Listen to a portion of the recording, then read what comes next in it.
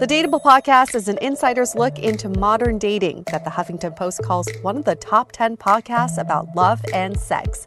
On each episode, we'll talk to real daters about everything from sex parties to sex droughts, date fails to diaper fetishes, and first moves to first loves. I'm your host, Yue Xu, former dating coach turned dating sociologist. You'll also hear from my co-host and producer, Julie Krafchick, as we explore this crazy dateable world. Hello, everyone. Welcome to another episode of Dateable, a show all about modern dating where we dig into the whys of people's behavior when it comes to dating, including your own behavior. Every week, we're like, this was an eventful week. This was an eventful week. This week was not that eventful. Yes, that's good. I feel like we got to a point in this whole cycle that we're like, you know what? We can maybe do our intro not as close like to the day that we put out the episode because things aren't changing as fast. We've stabilized. And then like the last couple of weeks, we're like, nope, we got to bring it in again. So it's nice. It's nice when things aren't going crazy in the world. I had an epiphany, Julie, and I'll just tell you what happened this past week. It's related to Stop Asian Hate hashtag. If you're on YouTube, you can see it right behind me. Just having a conversation with a few friends, and we're talking about big brands and whether they should put out a message on recognizing what's been happening in the U.S. and in the world with all the hate crimes. And some brands feel like it's not in their place. They should be more uplifting, positive. I thought about this quite hard about it because I thought back during the elections, you were on TikTok and you were looking at the other political party. Yep. And you were then fed all this information that was supporting the opposite political views and how surprised you were by it. And I thought about the same thing where we live in our own echo chambers. So some of us who may not watch TV or the news, everything we see on the internet just feeds into your own echo chamber. So some people, and this is shocking to me, have no idea what's going on right now with the Asian hate crimes. They may not have seen any news around it because it's not in what's filtered in their ecosphere, right? It's not on the radar of most of my white friends. I'll be completely transparent. I don't know like everyone out there. It's on my radar because I have a lot of Asian friends, as you know. I'm the one white girl and the one Asian honorary group. Asian. But I have a bunch of circles of friends, and I have some circles that are purely white women and others that are more diverse and mixed. And in those circles, it's top of mind. And in the ones that are purely white women, it doesn't come up ever. I'm going to be honest, you know? So this is so good for us to know because just because you're seeing what's happening doesn't mean everyone's seeing it.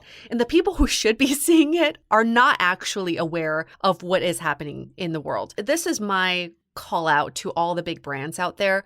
For example, if you're a Pepsi, you're not a news organization, you're not considered the media, your posts would not be filtered out, right? Yep. So if you do bring awareness to what is happening with the Asian hate crimes, with Black Lives Matter, it is important for you to put out something about it because your post will not be filtered out to the people who should be seeing it. That's just my one request for all the big brands. And for anybody who thinks big brands shouldn't have a stance, they absolutely should and bring awareness to the current events. Yeah, it's a really hard line because one of my favorite podcasts outside of us, they get a lot of flack for being political and saying statements like this and they actually had a recent guest that was talking all about, Asian hate crimes and being Asian in America right now. And they get a lot of flack because they're a dating and relationship comedy podcast. And, I, on one hand, get that. Like, a lot of, comments are like, I come here for relief. I don't want to hear about this stuff. I can hear about it in the news. But then on the other hand, I totally get why it's like we have a platform,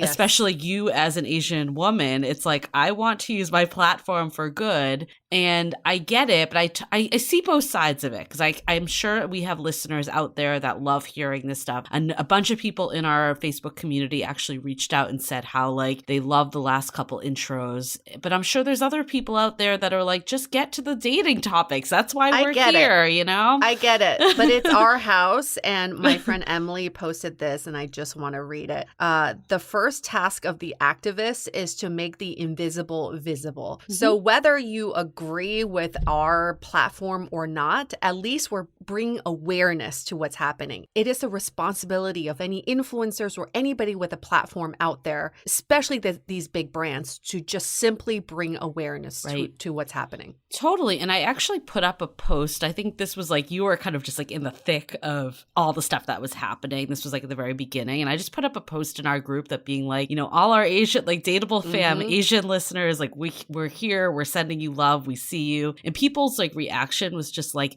thank you. Like a lot of our Asian listeners were like, thank you for putting that out there. This community has been so much more than just dating and relationship advice. And I think like the way I've been thinking about it too, this isn't like it kind of clicked with this revelation, but yes, we're a dating and relationship podcast, but ultimately we're all about finding love, like, and being happy. That's the end goal. And I think you and I have talked about this at the beginning of this podcast. We thought that like we'd be talking about all these dating stories and, you know, like, and we never thought we'd be talking about, you know, dating yourself and self-love and all that stuff. And I think it is this like larger picture. And I think community, belonging, this feeling of belonging is a huge part of, you know, dating and relationships, even though it feels like it's not related because you're not technically like dating these people. I've been thinking about this a lot. Like I actually went to South by Southwest virtual and there was a lot about this like feeling of belonging right now in community and tech for belonging. And to be honest, this has actually been like I feel like life mission in a way, because even before Dateable, I was doing 500 brunches that essentially brought people together. Like I think I just like have a strong passion in not just a romantic sense, just in general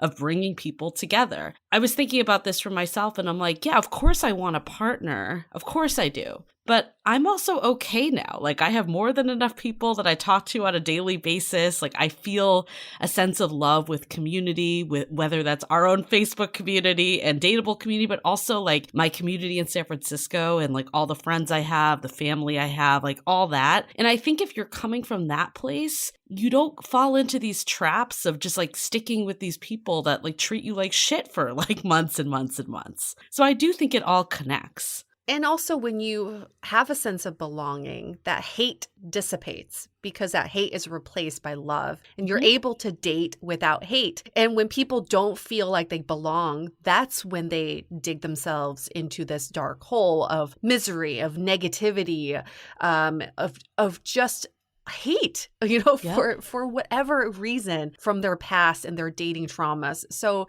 it is so important to find a place that you belong and you have a support system so we can start to date without hate. Yeah, I mean, it's actually a perfect tie into this week's episode, yes, which is basically, I love this episode. You know, it's bringing the fun back into dating. Like we need it. And I think it really does stem from where you are. Like if you're filled with love and abundance in all other parts of your life, you just look at that person as someone new you're meeting, not like, oh my God, this person needs to fill this gap that's like within me, this void. And then that's where the pressure comes in. And that's when you're like doing the mental checklist and going on the daterview and you're not able to just have fucking fun. Like that's the goal.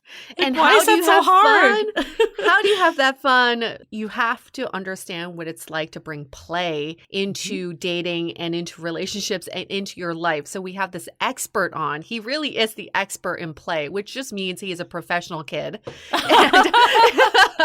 And he's able to help us uncover that playful, almost childish side and bringing more lightheartedness to this really challenging time in our lives. And again, like what you were saying, Julie, dating should be fun. It shouldn't feel like a job. It shouldn't feel like a chore. It shouldn't feel like a burden. How can we make this experience more fun for us? Totally. And Jeff Harry is his name. We actually met him through the Most Dateable contest. He was a supporter of one of our contestants, Tim, and he actually works with our events producer, Louise. So there is a connection, like, because they're both in the play space. I still think when I hear play, I still think play parties, sex. I need to get my mind out of the gutter a little. Or just keep it there. Why? I mean, I guess technically that is play because it's all about exploration, right? Like that's the point of play parties. But yeah, that's a tangent. I think, you know, with play, I personally, for me, like someone that's playful has always been at the top of my like qualities. It's not even like something I've actively seeked out. It's just people that I've meshed with really well. I would describe like my most recent exes both as super playful. But I think what I've learned too is that doesn't mean that there's not a serious side. Like just because you can act like a kid, and like I think sometimes people like associate kid-like behavior with immaturity, but I don't think that's always the case. Like I think sometimes when you are just so deep and so mature, it's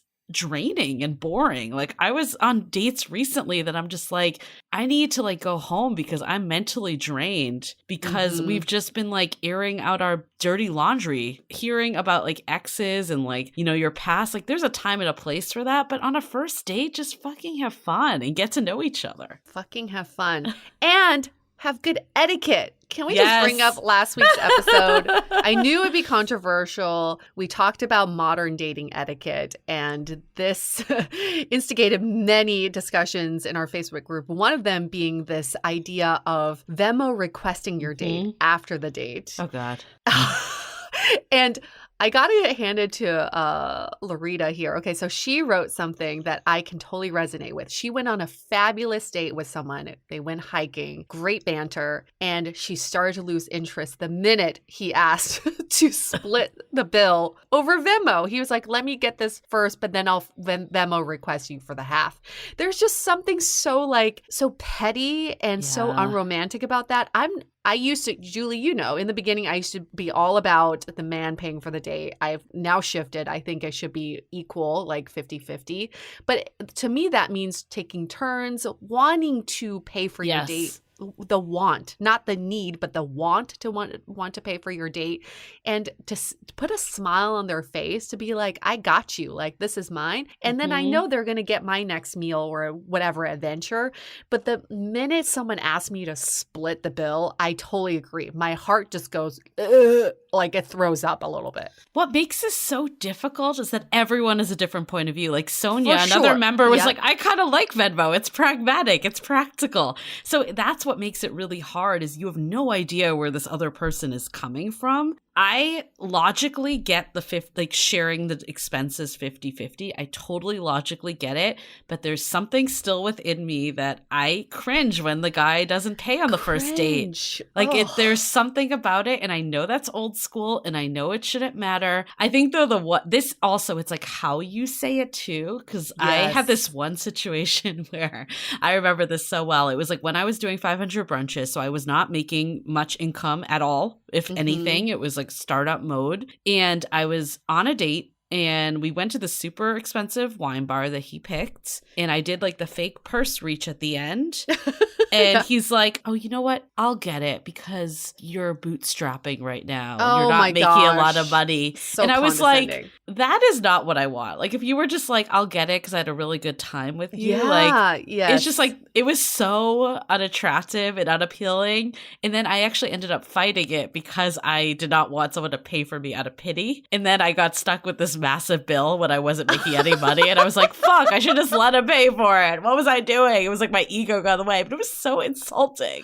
I've totally done that. I've totally done the, like, they asked if I want to split it, and I'm like, I'll just get it. I'll just pay for it, you fucker. Like, you even try to ask me to split it. I didn't pay for it. I split it. But yeah, it was still absurd for what I was making at the time. And I've also heard from men that they could be on a really great date, and when the bill comes, and if the woman doesn't even offer to pay, they start to lose interest. Totally. So there is that too. I get the other side too. It's like, how many dates do you go on that you never see that person again? Right. For men that are like, in theory, if women are making the same money or around the same, why should they be picking up the tab every time? I totally get it. That being said, there's still that like subconscious. And, you know, I was talking about with Janice, our moderator, just in like a sidebar convo. And she's like, you know what? Like, women bear more child's bearing, even like in relationships where men are doing a lot of the work, it's still falling more on women. So she's like, we can get treated to a dinner. So, you know, it's like there is that side of it too. And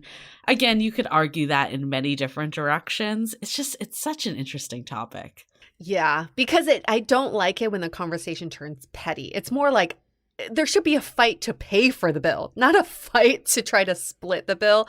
I want to go out with someone where I'm so enjoy their company so much that I want to show my appreciation and I want to pay for their meal or their drink. You're right. Everybody has their own stance on it. There's no right or wrong, but there is something about like asking to split the bill that just Totally. kind of grosses me out. Not gonna lie, grosses me out. I think for me, it's like the beginning. I'd love it if someone picked it up on like the first couple dates or even the first one. Even the second, like, fine, let's split it or I'll pick it up. Like the first one, I do want to feel like treated. There's something that's like deep rooted in my like the way I grew up as a woman. I feel like I had an ex that paid for everything, like all the time. And to be honest, he probably shouldn't have been, but he wanted to. And I don't think that's necessary. I actually feel like kind of guilty about it like now. But it's like one of those things that like, you know, to him, he was like, I want to do this. This is my way of like protecting and like providing for you. So I think it all stems back to people's deep rooted like beliefs on it. And I do think older people, myself included as an elder millennial, have more traditional views on it. I think it's just come with time. Yeah, I had this conversation with my boyfriend earlier today and he's like, I think the younger generation is more about the even split. Yeah, totally. And they're okay with it. But when you mix the old and young on a date, that's when it gets a little bit weird. Yeah, like if I went out with someone that was like in their like early 30s or late 20s, I probably have to expect that I'm going to have the bill split. Yeah. It's changing times, but I agree. It's how you deliver that. It's not like, hey, you want to split this? I'm going to Venmo request you. So while we're talking about etiquette and, you know, play, I did want to share this message I got on Hinge. Oh boy. I don't normally share messages on Hinge. Let me get my coffee/vodka.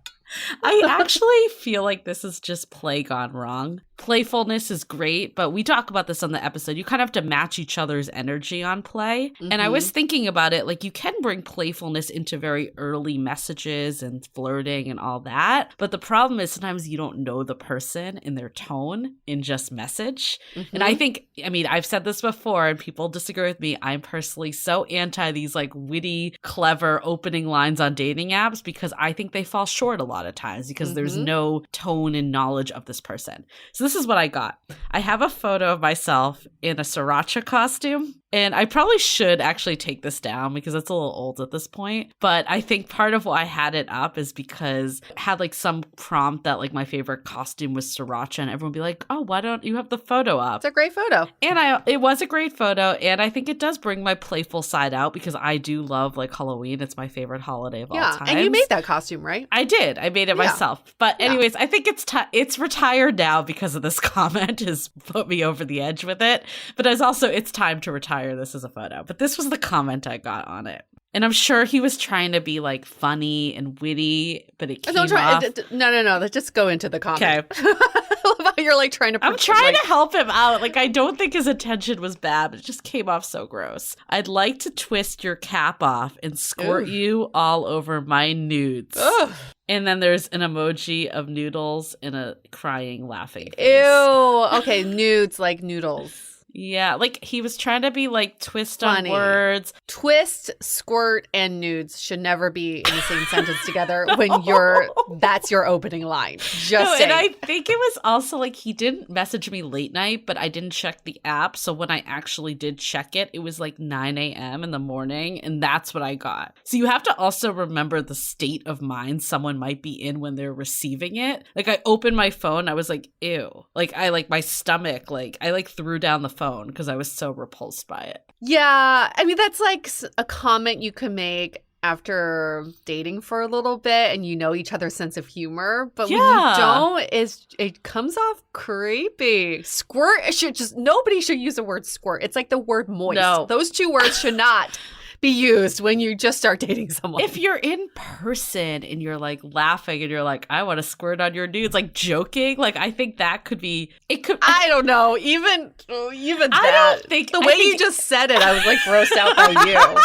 I like literally just. I don't know. I'm thinking about like some of my ex. I don't think my exes would have said that, but I am thinking about like if they were to say that, would I be grossed out? I don't know if I would have, but I think just seeing that in text, I definitely was. Yeah.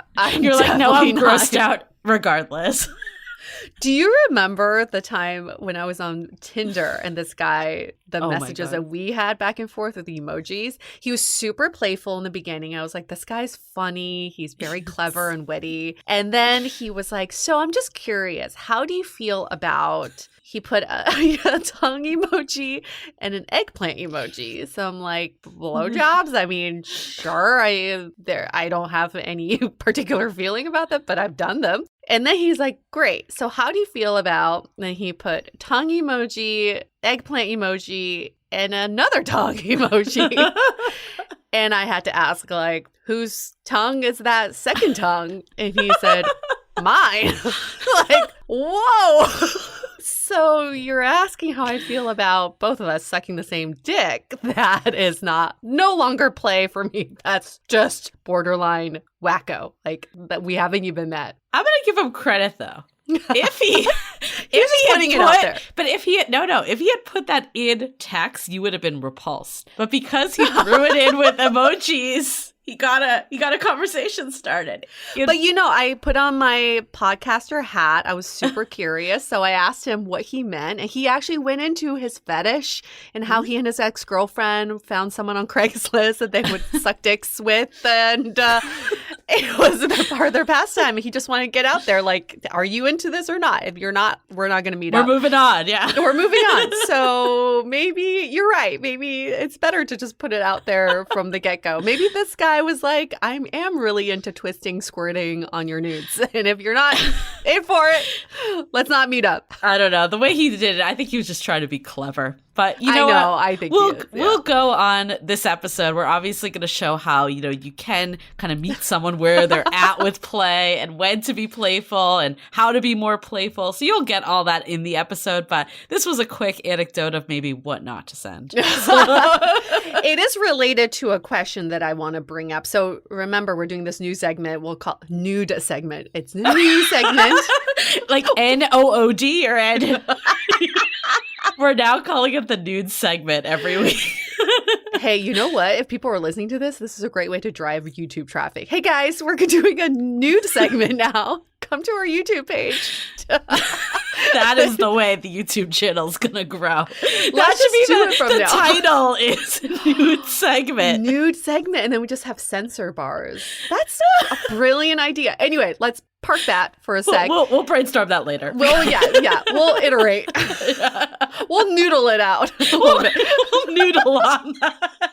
Wow, the word noodle now is going to just have a whole new form. I don't want ramen today. I thought I was going to get some ramen. Oh. Anyway, so we're starting a new segment. Change my open table thing for later. Cereal face. A new segment called dating advice. We'll call it dateable advice, where we've gone through the questions that we've gone through email or DMs, and we want to pick out some of the ones that keep getting asked. And here's one that is actually related to this episode. This person says, I've been seeing someone for just a little bit, went on a few dates, and she doesn't like spontaneity or surprises. She prefers to know the itinerary ahead of time, but I want to infuse more fun into our dates. How do I do that without being spontaneous and scaring her off? I love this question. I have some ideas because I'm definitely someone that likes a little planning, but I also don't like too much planning. I don't know. I have some friends where I have to book brunch like 4 months in advance, and that's a little too much for me. But what I would appreciate from a date is if they could be like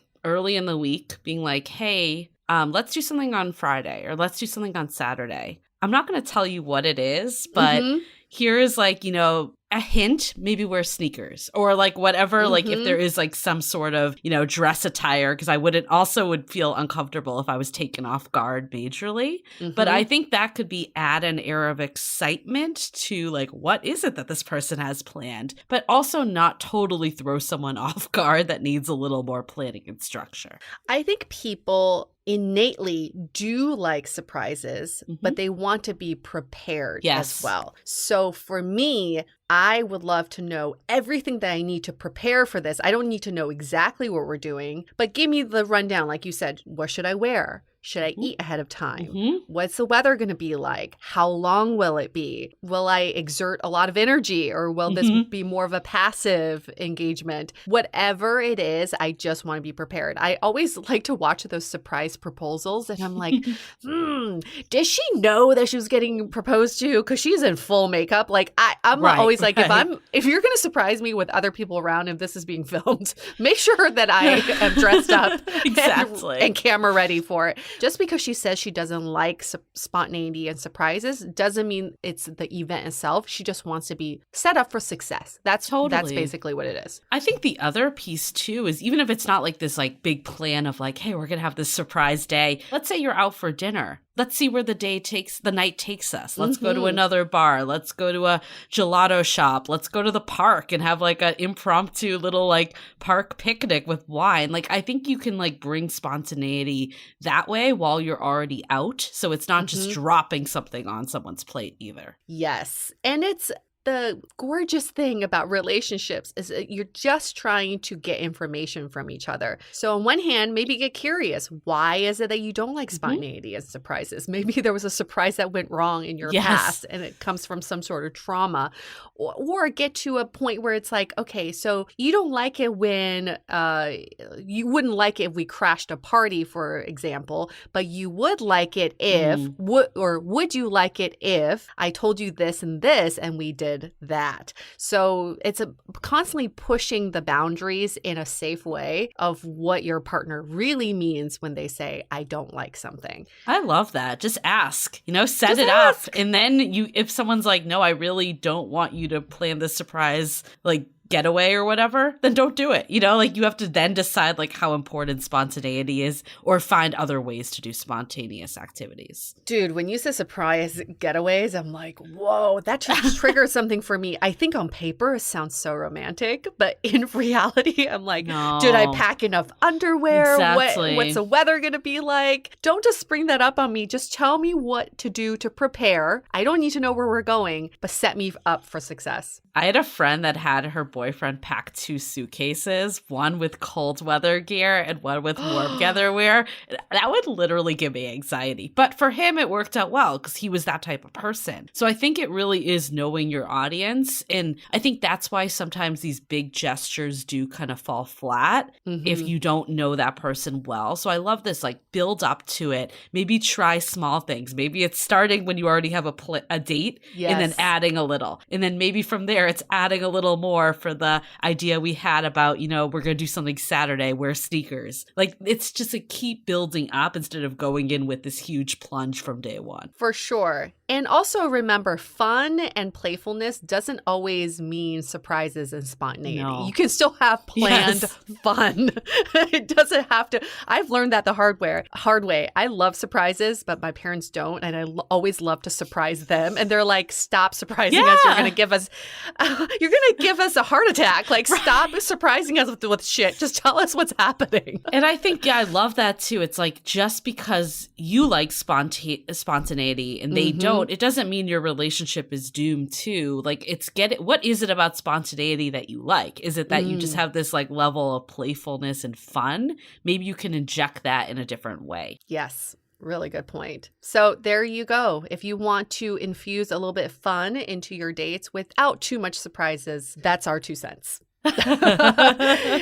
Cool. Shall we get into some sponsors? Yes, let's do it. This episode is sponsored by BetterHelp. It is no surprise, Julie and I are huge fans of therapy, especially online therapy, and BetterHelp can do exactly just that. They match you with your own licensed therapist and connect you in a safe and private online environment. I was able to start communicating with my therapist in less than 48 hours, super fast. BetterHelp is committed to facilitating great therapeutic matches, and it's more affordable than traditional offline counseling. Their licensed professionals specialize in everything from stress stress management, anxiety, trauma, dating, and grief. And we at Dateable wish for all of you to live a happier, more wholesome life, and we think therapy and prioritizing your mental health will accomplish that. So as our listener, you'll get 10% off your first month by visiting our sponsor at betterhelp.com/dateable. Join over 1 million people who have taken charge of their mental health.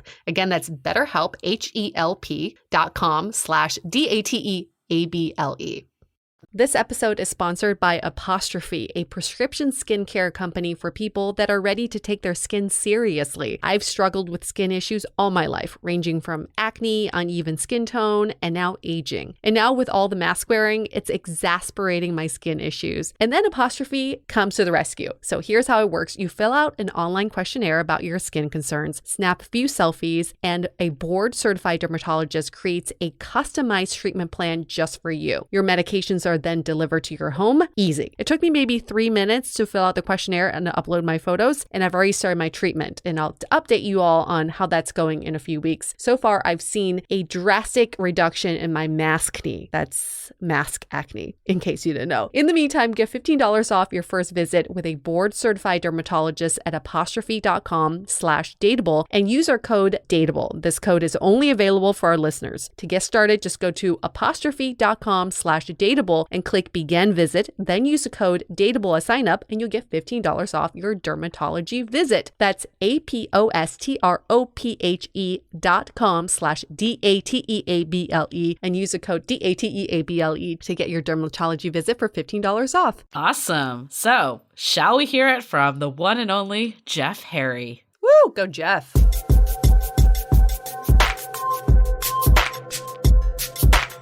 Here's the deal. Dating should be fun, right? And sometimes we forget that dating should be fun. We treat it like a job. We treat it like a chore. We treat it like our number one enemy, when dating is about finding someone that you love spending time with.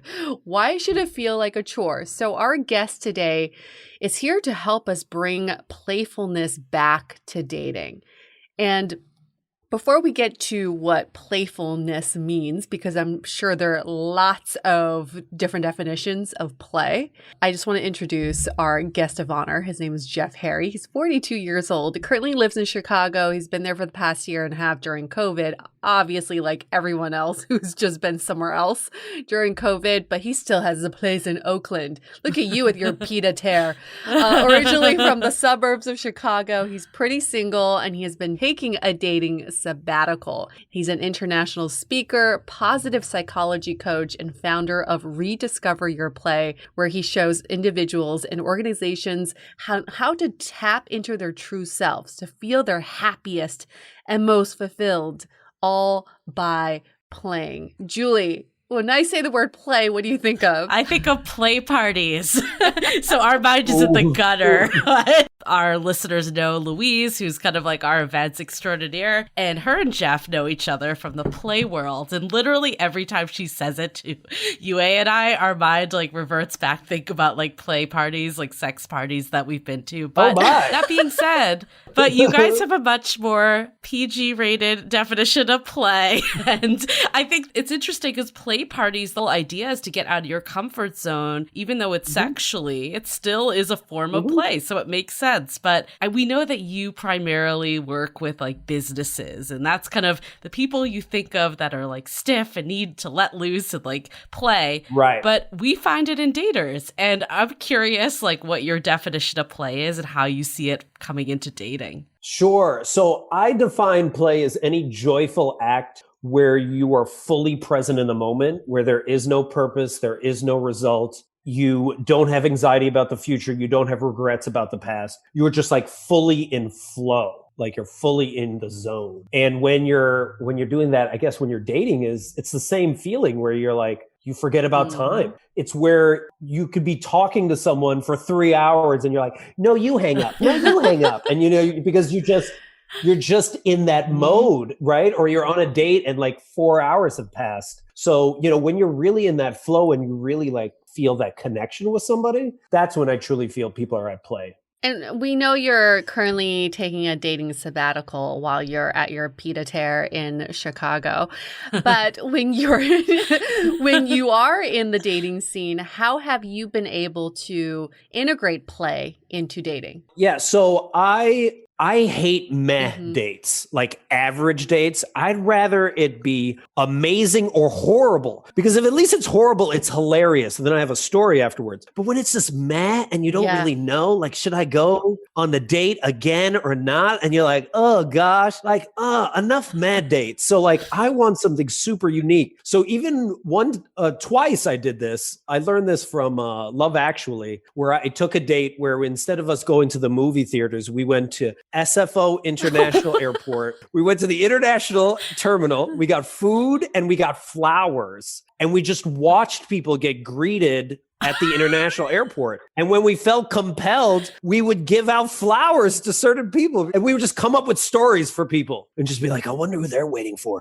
And it was just like, it was a different experience. So like, I'm all about that. One time I went randomly horseback riding with someone. I had never even met them before, but I'm like trying to have I'm trying to have play experiences, because Plato didn't say this quote, but you really do learn more about a person in an hour of play than a year's worth of conversation. So why not have like experiences to actually learn about that person instead of just people talking about what they like to do? Why don't you just show what you like to do? Because that, I feel, speaks more volume. I love this idea of the airport. Like, was this like an early date, or were you guys dating for a while? I need more details. This is an early date. Yeah, I took two different people on that date. It was super interesting. SFO staff knows Jeff on a regular basis. He's like a regular at the airport. Just like, They're like, he is again on his first date. Here it is again. Is he picking somebody up? Why does he have food? Why does he have a whole platter? So what was your date's reaction when you're like, hey, we're going to SFO? Well, she like knew who I was. So she was like, yeah, that sounds super fun. So, and that's the other process of it, right? If you ask somebody to go on this like ridiculous date and they say no, that's a good thing,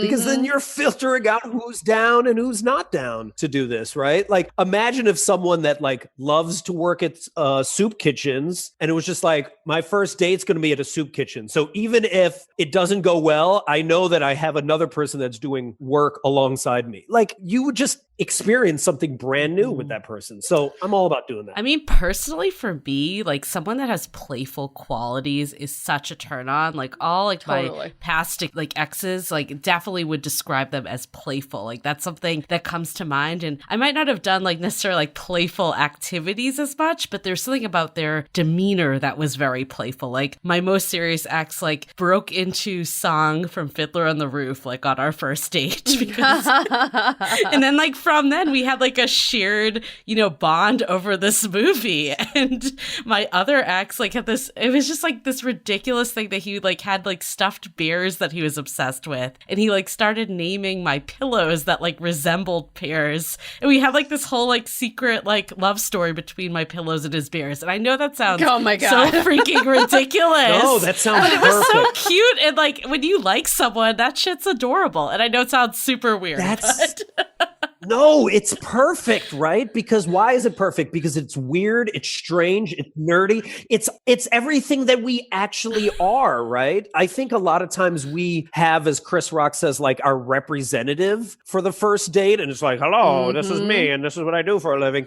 You're like, I don't want to meet that person. Adults are boring. Adults are so boring, not because they're actually boring, but because we pretend to be normal when none of us are normal. We're all super weird. So why not lead with the weird? Just to be clear, the bears did not come out on the first date. It was probably like 2-3 months in. But yes, I agree with you. I mean, no, but I'm all about that. It's just, I think I shared you on this one TikTok video of someone that was like, on one of their first dates, the guy asked his soon-to-be ex-girlfriend. Ex-girlfriend. Okay. Yeah, soon-to-be ex-girlfriend. Hello, whoops. No, but so the date idea was, he goes, okay, pick a number between 1 and 10, and she was like 7 or something, and then he goes, all right, pick a number between 1 and 100, and she's like 94, and then he's like, all right, let's go, and she's like, where are we going? And they went to, I think, like a Goodwill or a Salvation Army, and then it was for $7.94. She dressed him, and then he dressed her, and then they went to some really fancy restaurant. Now, obviously some people are like, I would never do that. But it's just like, if you pick your way of playing and if the person is down to do it, then you're going to learn a ton about them right there. And then again, just to redefine, like play is any joyful act where you forget about time, right?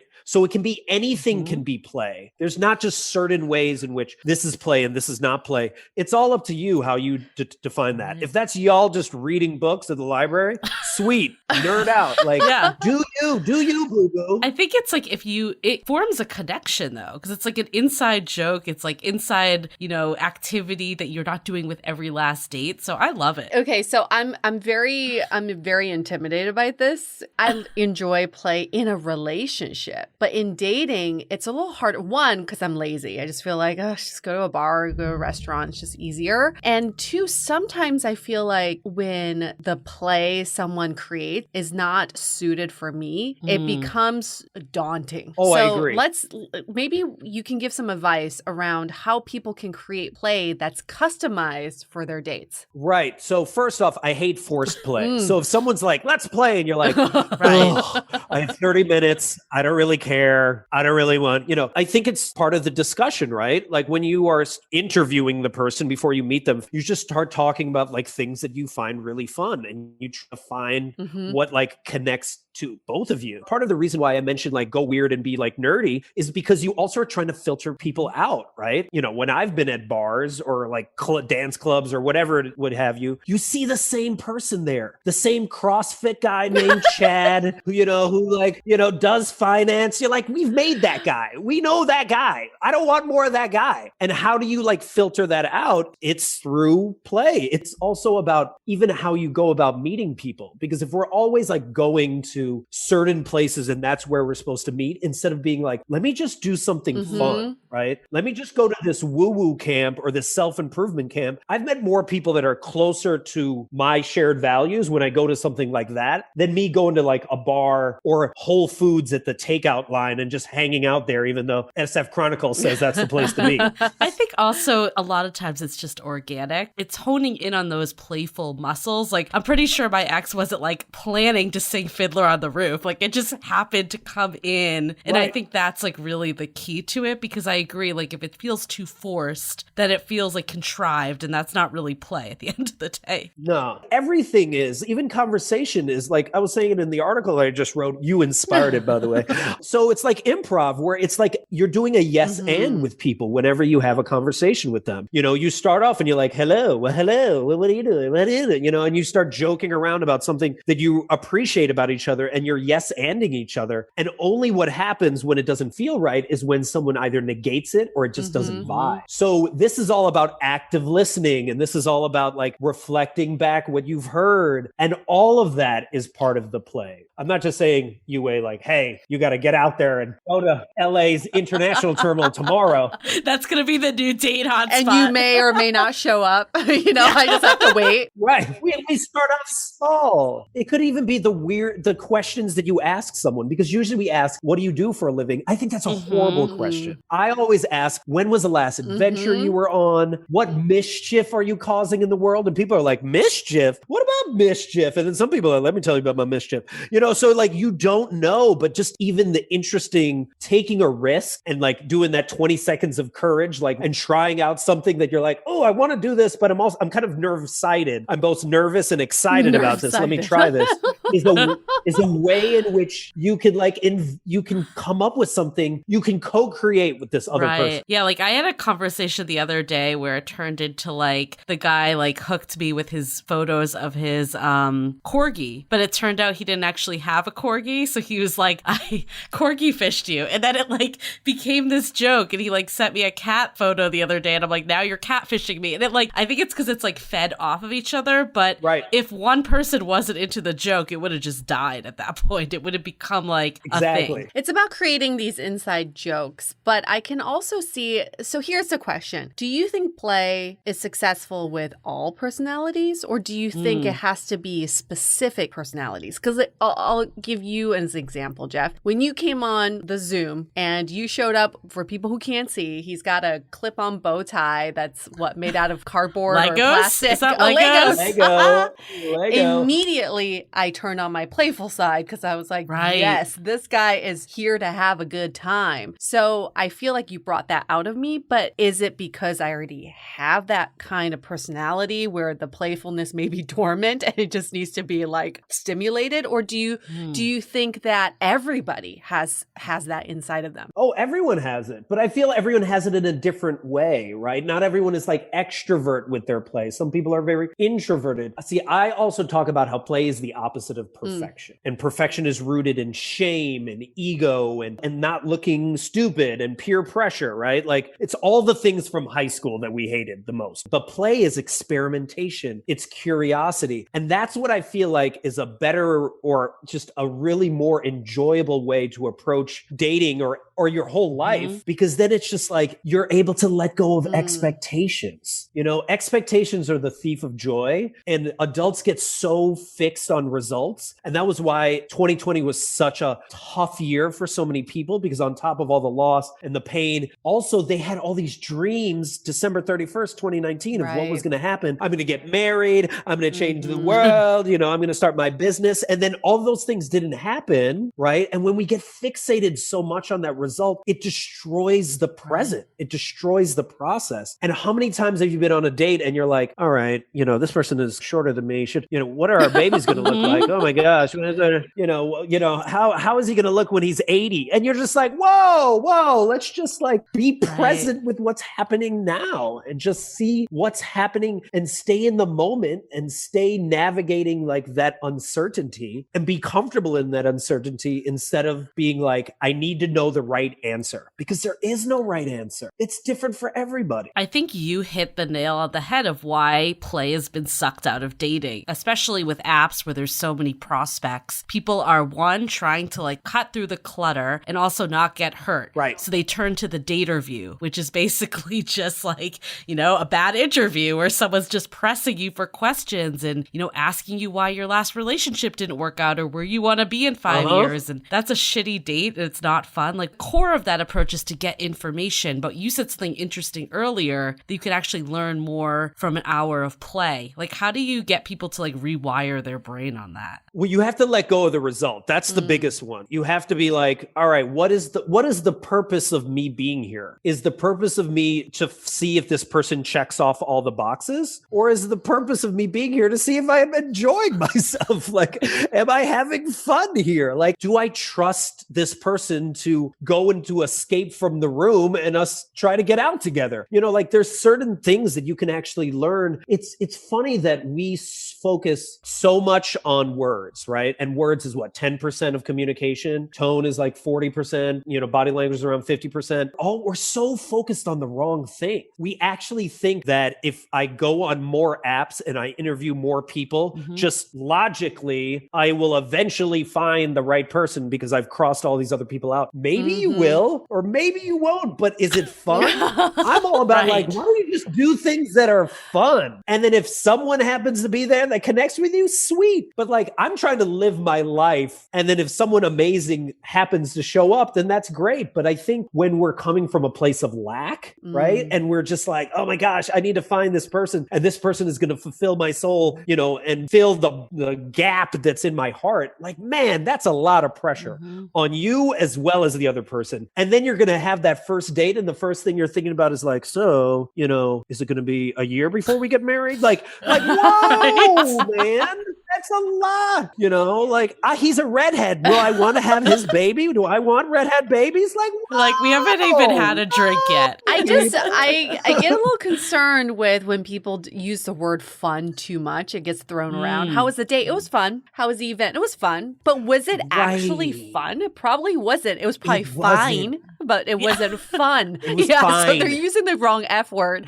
But here's the distinction I want to make, because I can also see see people thinking that play is part of entertaining someone. And that puts a lot of pressure on you. My role here is to entertain my date, but it's not really about that. So an example is my friend has a 6-year-old, and during COVID, school has been virtual. So her 6-year-old gets on Zoom and she says, she's like, I shit you not, for an hour, she's just staring at the screen with all her classmates and they're playing without saying a word to each other. All they're doing is like they bring out their toys and they make eye contact and they do body language or whatever. That's their idea of play. She's like, not one word is spoken. That was mind blowing for me because I think as adults, we always assume that we need to entertain with our words and that there can't be silence. We got to keep it going. When so much of play, not entertaining, play should be about the nonverbal. So maybe, Jeff, you can give us some advice on how to shift that mindset. Yeah. So I think the thing that is worth exploring is when you have a thought that you think, ooh, that's really exciting, but that also makes me really nervous, or that person's going to think I'm weird.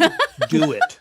Do that thing. Do that thing. And here's the reason why, because maybe it is, let's just talk about like the silence thing. Let's say it's just like, hey, I want our first date. I love to read. Oh, you love to read? Let's just go hang out in the park and we'll read right next to each other. That's the play. That's the play. That's fine. Like, again, it's open because you're just you're testing, you're experimenting, you're trying things out. And I think a lot of times we actually want to entertain the person because we want them to like us, even if we don't like them. Right. Even if we don't like them, we're like, well, I want this date to go well because I wanted some good reviews on Uber or Lyft. I don't understand why we had like a dating Uber. But like, so yeah, Julie and I were talking about it, how we get really good at interviewing people. Like we get really good at asking really good questions. And also I'm really good at being vulnerable. So at the end of the date, the person is like, man, this went really well. And man, Jeff shared a lot. He was quite vulnerable. It's like, nah, I share that with everybody.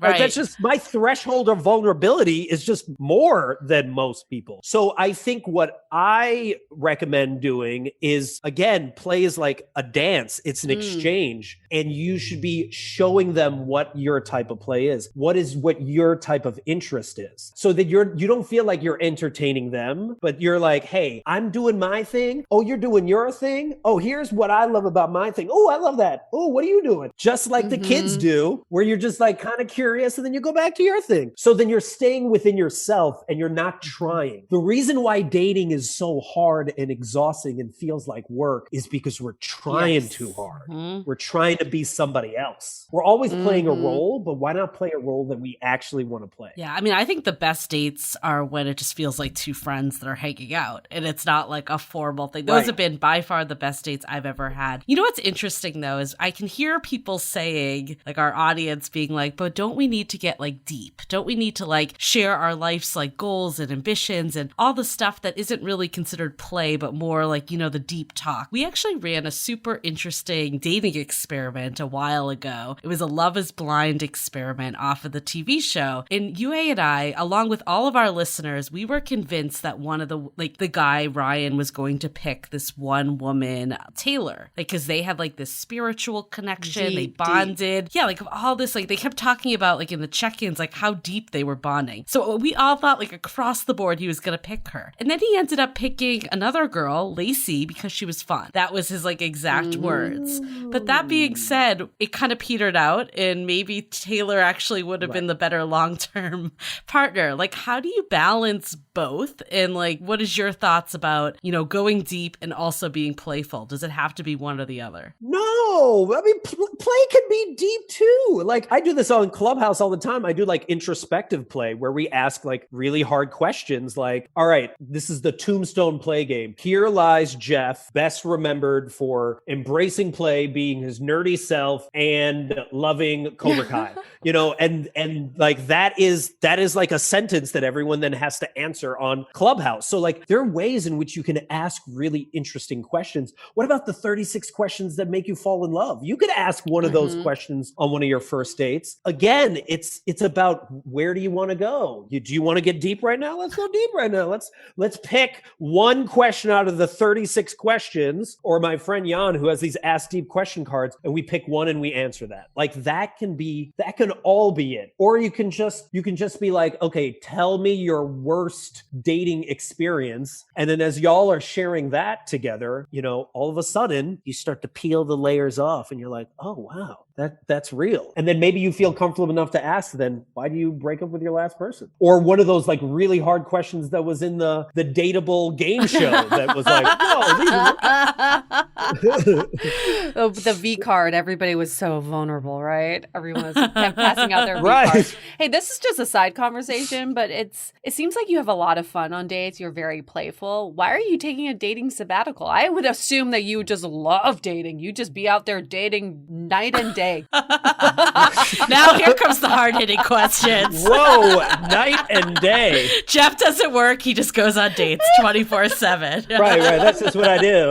Hello, everybody. No, the reason, there's also another reason why I'm in Chicago. So I came to Chicago originally, partly because of COVID, but also because my nephew, I was trying to help him graduate from high school.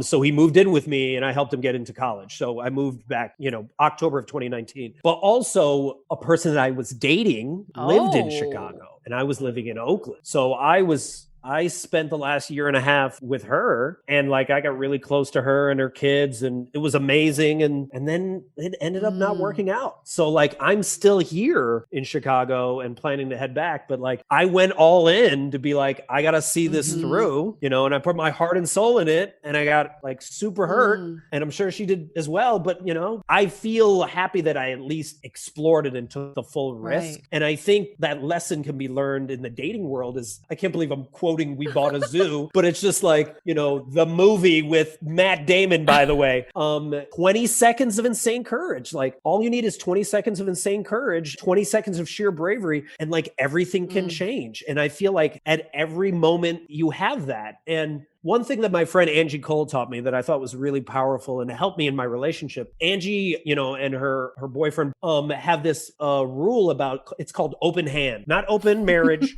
not open relationship, but open hand. It goes off of the analogy that like you have this open hand and a bird can land on it at any time. Like a relationship, it can fly away at any time. And that is what a relationship is. Every day you have to decide, like, do I want to stay here or not? Do I want to love this person again today? Almost like you're getting remarried each and every day. And she found that's much more powerful than when we're like, you can't leave, because then it seems like a trap for both people. So like, I just try to operate off that. And like, I go all in, I get my heart broken, but like, at least I enjoyed the ride. Right. And I feel like that is the thing we're so scared about. We're so scared to get hurt, but also that's where all the joy and the fulfillment and the play is. It's in that same deep end of the pool where you also might get hurt. You know what I find so fascinating about you is that like you have the now he's scared. He's like, where is this going? The bow ties like, off. Let's go deep. I'm all about going deep. That is kind of what I'm saying though, is I feel like you have this like persona that's like this fun play guy, right? Like that's like your whole MO. You have the Lego bow tie and all that, but you also have this deep side. Like I remember when you shared the story about like going back to like help your nephew get through high school. Like that's like a very serious side. And I guess my question for you is like, how can people kind of like balance the two? And like, can people ever come off as just being like too playful and get like not taken seriously and kind of miscategorized? Has that ever happened to you?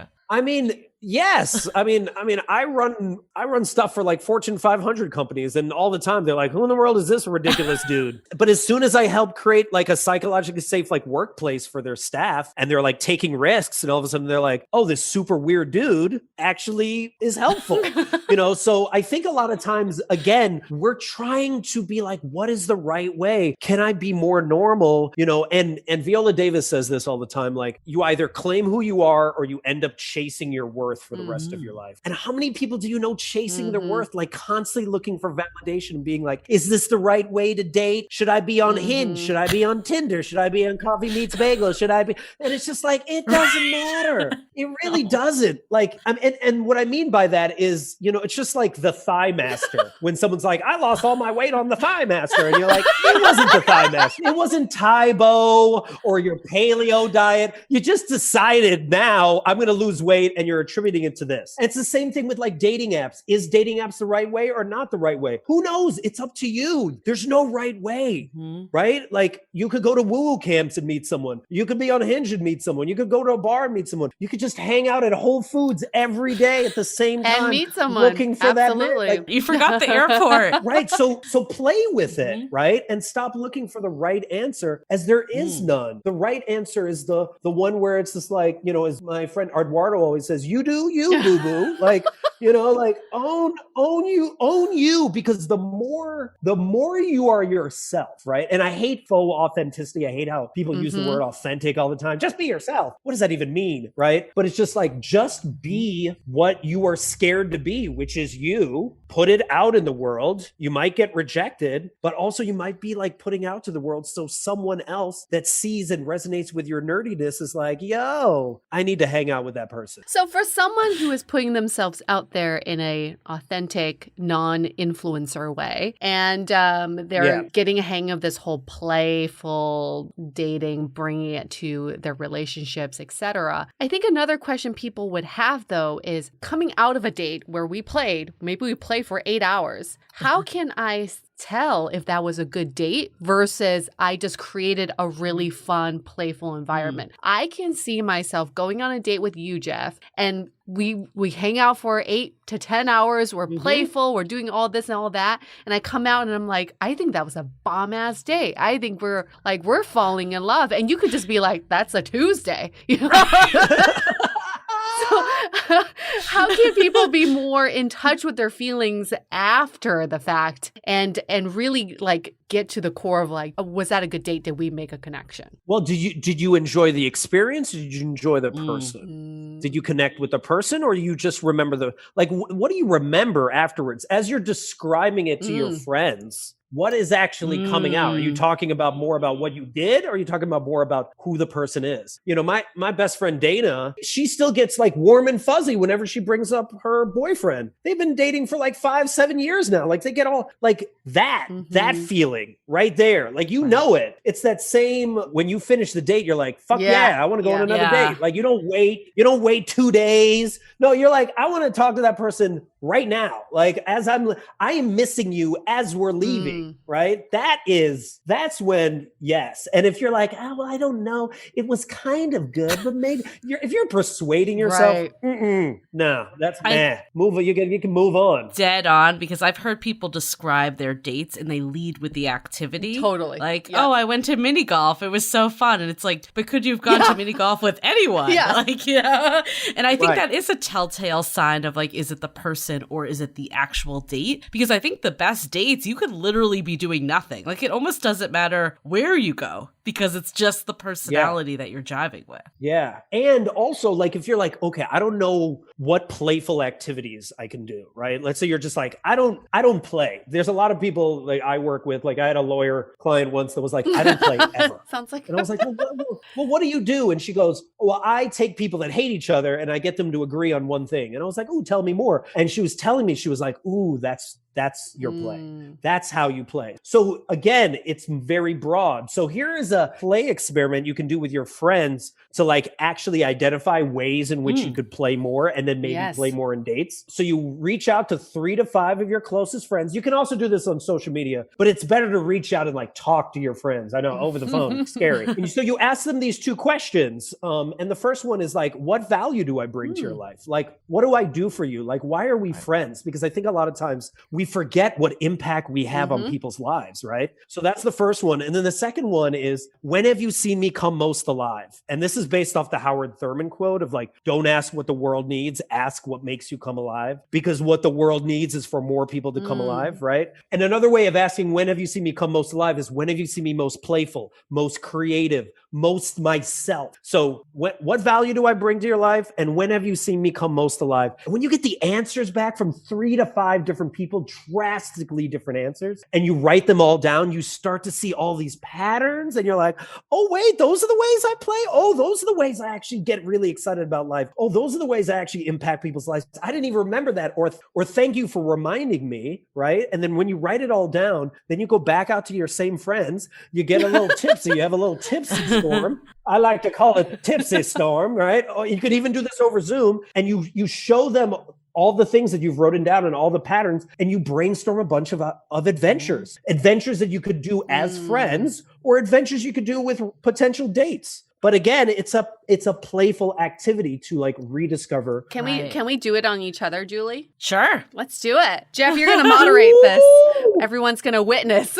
Oh, I get to see it. Oh, we're doing it real time. I love it. You want me to do the asking first, or do you want to do the asking first? You could do the asking first. Okay. First question. What was the question again? Why are we friends? What value do I bring to your life, Julie? Oh, you bring so much value. I don't even know where to start. But I mean, I think just a couple things come to mind. I think I always have fun when I'm with you. I always feel like you're a delight to be around. You care about the people in your life. You are funny. Like, you'll always add some sort of wit to I know. You always just like basking in the glory right now. I think you're also a really great listener. I think there's a lot of value that you bring. So there's the value of when you engage and talk, but also how you're there for your friends, you're listening and really taking things in. Okay, so that was all recorded, right? I'm just gonna. This was the trick. I see now. She's just gonna play that at night. I'm gonna play that every morning as I brush my teeth. Forget my own affirmations. I just listen to Julie talk about me. Okay, great. So next question is, when do you see me come to life? Is that like right? When did you see me most alive? Yeah, come to life. By far when you're performing. Like when you did when we've done live shows, when we did the Most Dateable show, that was like your baby. And I feel like you came to life with that. So I think when you can show everyone those, like the witty comments, the funny piece. And even when we do this podcast, I definitely think you come to life. Love it. Oh, okay. I'm going to write this down. Julie, your turn. You don't need to write it down. It's recorded for everyone to hear. That's very true. But I guess, okay, we probably don't need to go into all mine for time's sake, but how does UA then now take what I just said and apply that to dating and relationships? I'd love to make that transition, with what info I just gave her. What's that next step? Well, so first we identified what value she brought to your life, right? The fact that she's able to listen, the fact that she's really fully present. Also that when she comes most alive is when she's performing, when she's doing this bigger thing. So what are ways in which you can actually do that on a date? Are we talking karaoke? Are we talking something? That's true. What are ways in which where you get to be? I'm going to do an open mic stand-up comedy thing. Yeah, something I've never done before, and you're going to come and watch me. And this is going to be one of our first dates. Or we're going to go to an improv show and attempt to do something that I've never done before, or go trampoline, not trampolining, but when you swing on those what is it? I forgot what those things are, but no idea. In the circus. Oh, trapeze. I was going to say trampoline dodgeball has always been my dream date that no one's taken. Is it really? Okay, we have that on record for anybody listening. Anybody looking for a broken ankle, But I would ask you, Yue, what are some ways that you love to show up? You love to perform. And from there we would dive into that more. And especially when you're asking multiple friends, they're going to give you a lot of different answers. Yeah. I love this idea of activities you could do, but I can also see people being I'm not sure if I'm ready to take the plunge and do an open mic night. But I mean, but again, remember, it's catered to each person. So someone else might say something that's much more subdued and be like, you love to like read poetry one-on-one with someone. Okay, sweet. Then that's what we're going to do. It doesn't have to be something so overt. I think a lot of times we think like, again, what you said earlier, Yue, like play has to be entertaining for everyone. No, it doesn't. Play doesn't have to entertain anyone. I make ridiculous TikTok videos and people are like, oh, I love them. And I'm like, great, but they're not for you. I'm just making them for me. Like, this is my play. This is how I'm playing. And if you want to join the party, as Elizabeth Gilbert says, like a bunch of people joined the party for Eat, Pray, Love, but my next book, no one cared. So whatever, like I'm still doing this for me. Julie, do you remember when we set up Shelby on those 2 dates and she and Matt, I think was his name, they crashed a party in Hayes Valley. Yeah. And I still remember that was a memorable date for her because they didn't plan it, but he kind of like, he's like, I think there's a party going on up there. Should we go check it out? And they went and they pretended they knew people there. And that was like a really great bonding moment. And that's like small play. That's like not grand gestures, but it's spontaneous. Right. But I think the problem for them was that overshadowed their connection. Totally. At the end of the day, that's like what they kept referring back to as this moment. So I think it can't overshadow your connection so much, or that you've just done a fun activity. But if it's okay, even if it does overshadow it, because then again, that this is not the right, the play helps either way because it provides clarity, and at the end of the day, like at the end of your year, I always ask people like, what do you remember? Your most productive moments of the year or your most play, fun, joyful moments? Yeah. And if that's the case, why wouldn't we be focused on trading more play, fun, joyful moments, especially when we're dating? If we can't do that while we're working, at least do that while we're dating. Yeah. I mean, I think at the end of the day, like using the Shelby example, like she definitely remembered that and probably would try that with other people or knew that was something that excited her. And then to your point, Jeff, it's like if that overshadows the person so much, then you're like, okay, maybe we didn't have the bond that we thought we did. And it's still a learning experience. Well, it's still it's a win-win situation because you still had fun. And this is going to sound a little nerdy, but I like to go nerdy sometimes.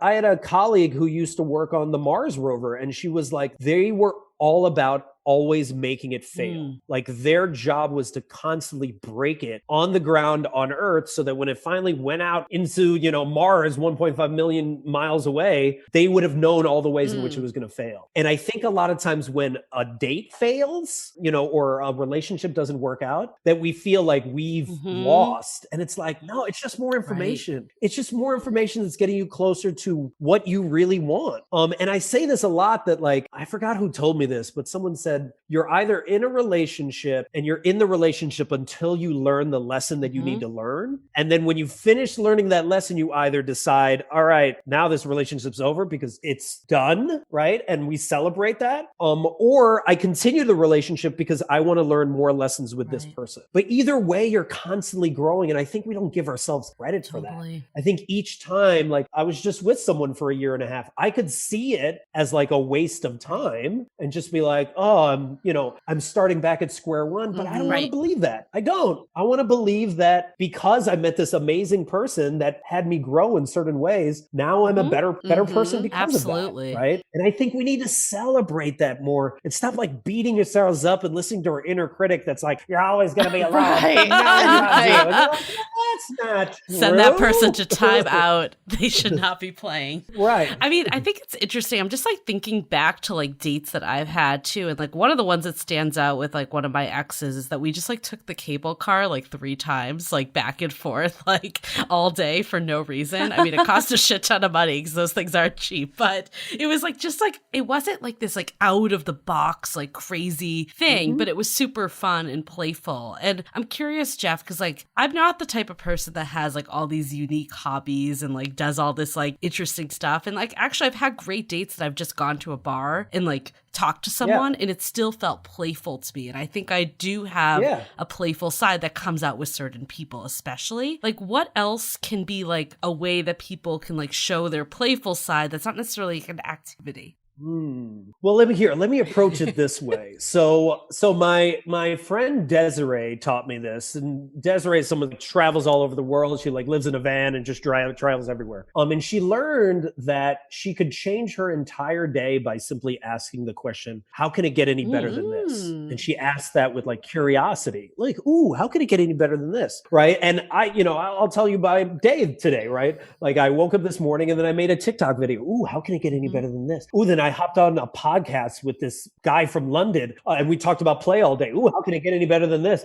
Ooh, and then I got this really lovely Greek salad. How can it get any better than this? Now we're having this conversation. It can't. How can it get any better than this? It's over. It's over. This is why we booked you at the end of the day. The greatest moment of my life is right here. But I think that like doing that type of like momentous, curious way of showing up on the date and being open to what might happen and being open to saying yes and to stuff like, let's do this adventure. Let's do this adventure. Like think about when you've been in flow, right? When you travel and you're open to everything. You're like, yes, I will. Yes, I will have another mimosa. Yes, I will hop on this moped of this stranger. Yes, I will go to this deserted island to this party under the moonlight. And maybe you meet the love of your life because you were willing to say yes to all this stuff. So we have to be willing to embrace our curiosity and the experimentation of it, and also just be open to being vulnerable. I actually think that is one of the best ways to approach playfulness on a date is pretending you're a tourist in your own city. I think that's like the best mindset. The shit I've bought on trips and paid for like Segway rides, I would never fucking do that in San Francisco. I make fun of tourists who take those Segway tours around the city and like buy but magnets. They're probably super fun. I've actually done that, and I went on a date in one of those yellow moped things, and we drove up to McDonald's and we got something to eat, even though we couldn't reach the. But I also have something called the Ratchet Tour that I used to do in San Francisco. Oh, do you want to know the Ratchet Tour? So the Ratchet Tour is fascinating. We start off at Sweet Maple, where they have the $1 million bacon. I don't know if you guys know that. For anyone not in SF, that is just like one of those like brunch spots that like the lines around the block. I've actually never been every day. Yeah, I've never been. Oh, but it has $1 million bacon. But if you can't go there, then go to the Sycamore, down in the Mission where they just have bottomless mimosas, right? So we have bottomless mimosas, hang out, and then we go to Dolores Park. We get some ice cream and we go into the park and we look for the Coconut Man and the Truffle Man. And if y'all don't know, in San Francisco, there's a guy named the Truffle Man, beautiful black man, just this amazing man. And he carries around these weed truffles in a golden urn, in a bronze and golden urn, which he gives out to people. And then behind him is usually the Coconut Man, which is a guy that chops coconuts, has you drink half of it, and then you pour rum in the other half. And you just walk around, feeling a little high and having your coconut rum. And you just walk through the Mission trying out all the restaurants. And I call that the basically just get shit-faced. Is basically what you're saying. Get drugged up and shit-faced. Hey, you know what? Those have been great dates I've had. So I'm not knocking you on that one. I also like the acid trip where you just take some acid and end of story. Best date ever. But bringing it back to PG World for anyone that doesn't want to do PG World. Fuck PG World. But I think what I like this point about curiosity, because I don't think it needs to be this like extravagant adventure. I think that's great. Like go for it if you want to, by all means. But if you don't, just be curious even in the conversation with someone. Like you can literally be sitting at the same place and have a playful conversation and a not playful conversation. It doesn't need to be like some major adventure either. And you can even have a conversation that changes your life, even if you are never going to be with that person again. Like that's the possibility with each and every conversation that we have. That's exciting. Like I love people. I love hanging out with people because there's always this moment where they might say something that sparks an idea that creates like, I don't know, some video that makes me like love life more. Like I don't know where this shift is going to happen. And I think when we show up with that like level of also gratitude that we have the opportunity to be on these dates. I mean, by the way, have you talked to some people that have been together for a really long time? They are not a lot of them are having that much fun. I mean, let's just be honest. Everyone thinks the grass is greener on each side, but I think,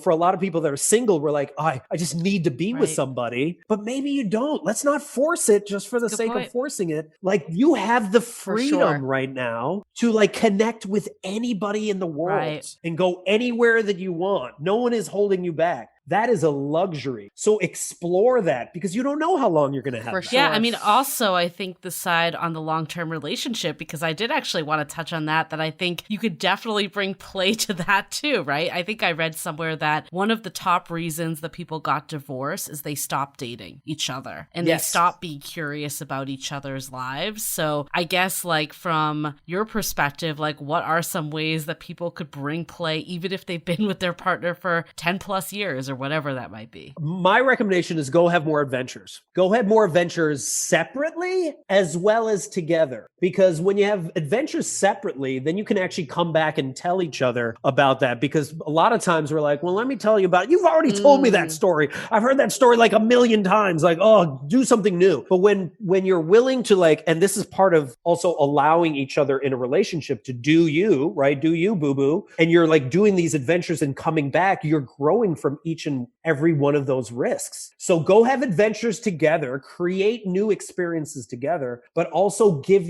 each other the freedom to do that. Someone else watch the kids, go do your adventure, or go on like a trip in your town and pretend like you're a tourist. Like it's a lot of times it's just reframing small things that you want to do instead of just like mailing it in and being kind of lazy about it, being like, well, let's just watch Netflix again. Do we really want to watch Netflix again? Speaking of Netflix, there's a really bad movie out there, but I actually like the premise. It's called Yes Day with Jennifer Garner. Have you seen it? It's a really bad movie, but the premise is she and her husband have been married for so long. They have a bunch of kids and things are getting like not fun. And there's a trend going around at school that there's a yes day where one day you say yes to everything. The parents say yes to the kids say yes to the parents, and they have this fantastic, really memorable day where nobody gets in trouble, but you just start expanding outside of your creative comfort zones. And I think that's something that couples can do too. What if you give each other a yes day once a month and then you just say yes and you just keep building upon the yes, yes, yes. I love that. Or why don't you as a couple go get lost? Like go get lost in the city, hide your phones or you can't pull out your phones and you got to get back some way. Like there's some adversity in each and every one of the adventures. Like when you go travel and you have those like horrible experiences of like, oh my gosh, and we couldn't get on that plane and couldn't get on that plane. Later on you talk about that with a certain level of like gravitas and like excitement. So I think that's the part is simply asking yourself and your partner each and every day, hey, when was the last adventure we went on? What type of adventure would you want to go on? And do you want to go on this adventure with me? I like that. Well, this has been so many insights in this whole thing. I mean, we're going to kick off some takeaways, but I think the biggest one for me is that, like we always say that just treat each date as getting to know a new person. I love this, like, expectations is the joy of, or the thief of joy. Is that the quote? Did I get that right? Okay. I think that is, like, something to live by. And I love this idea of, too, like, being grateful that, like, I am going to spend an hour plus with this person. Like, let's make it fun. Like, let's enjoy this time. And it really is a shift in mindset and how you approach things. And I think it's not like, you can't be deep because you're playful. It's not an either or. It's how can our play mesh together? And I think at the end of the day, really what we're trying to do here is form memories together. Whatever that might be. And like that could be an adventure. It could be an activity. It could be an inside joke. It could be whatever it is. But that's how you bond to people is when you have a shared experience. And when you just go on these dates and there is no shared experience, that's when it's meh, right? Jeff has something to add. You just inspired something. You inspired this other thing. No, something you said was just resonated with me. So thank you so much, Julie. No, it reminds me of, there was this talk from Shia LaBeouf, and he was at Oxford Union and he was talking about when people want selfies. And he knows when people want to take, when they're like just asking questions to build up for the selfie so they can ask the selfie question. And he knows when they are giving, where there's an exchange and it's just like, hey, we're hanging out, we're connecting. And then all of a sudden we decide, hey, let's take a selfie. Maybe we will, maybe we won't, right? And I think we have to be aware, even with ourselves when we're in dates, what do we do? Are we just thinking about what we can get? Interesting. Or are we thinking about what we can give, and how, even if this date doesn't end up to be the love of your life, how you can also impact that person right now in that conversation. There's something that you might spark with them so that they actually realize the thing that makes them come most alive. Like, again, that's part of the adventure. That's part of being in the moment, instead of being like, when we're in the take mode, we're like, okay, how much do you make? Like, what are you giving me? What does your 401k sound like? Like, we can feel it. We can feel when the person is taking, feel it. And that is what makes it like, ugh, like, what do you want from me? And when we're having more shared humanity, which I'm really hoping we have in the post-pandemic world, we see more people as like human beings and not as just something that is filling a role for me. You just triggered my last takeaway, is like not just looking at like dates as an adventure, but your whole dating journey as an adventure. Like, I think if you can reframe it and think about like, I think that's like so key. Like, instead of like a date not working out, it's like, okay, who's next? What's right around the corner? Like that curiosity of not just the dates and the people, but your own dating life, and looking at it as like, you know, a play experience in itself. What a better mindset than being like, oh, another person ghosted me. Like, how is that going to really help you? Right. And simply asking the question when someone does ghost you, something like that, asking, how can it get any better than this? And be curious about it and see what happens, because it's going to get better. Get worse. Yeah, exactly. Well, I mean, it can, but it could. But it'll be really fun. It'll be really fun. But let's not focus on the worst case scenario. About the positive. Right. Let's be like, they ghost you twice. How can it get better than this? Like, that guy only had one eye. Okay, whatever. Right. Let's get curious. Let's cover your one eye. It's a game. Yeah, make a game. I love it. We're riffing. We get it now. We're play experts now. My biggest takeaway is you inspired me for this, Jeff. And feel free to take this for yourself too. Play is bring a pebble to the river.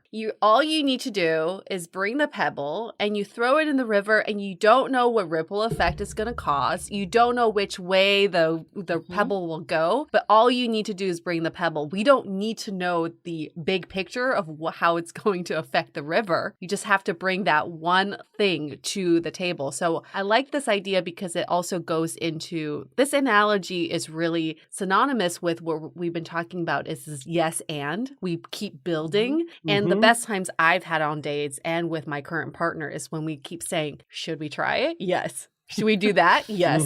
Should we do this? Like, should we go here? Let's do it. And it becomes so fun, and you just keep adding and building on top of each other's requests and questions. And that river just keeps flowing, and the ripples keep getting bigger and bigger to bigger waves. And that's how I see play. But you just need to bring in that one little pebble. Ooh. Maybe it's a question, maybe it's an activity, and just see where it goes. And I love when Yue said that. She said it with a little mischief. Should we try it? Should we? And then the energy, do you feel the energy? Like, you can feel it, right? We know it. I think a lot of times we ignore it because we're like trying to be normal. And it's like, no, all of the possibilities are in the weird. You know, Will Smith, what it says this, on the opposite side of fear is like everything you've always wanted. And it's just like, yo, so then let's go there. Let's go to that deep end of the pool and just see what happens. I think tone can be playful. I mean, I think that's like at the end of the day, it doesn't need to be, I love this takeaway of the pebble, because it's like what we're saying is, I think sometimes we get in our heads that play needs to be this like huge activity.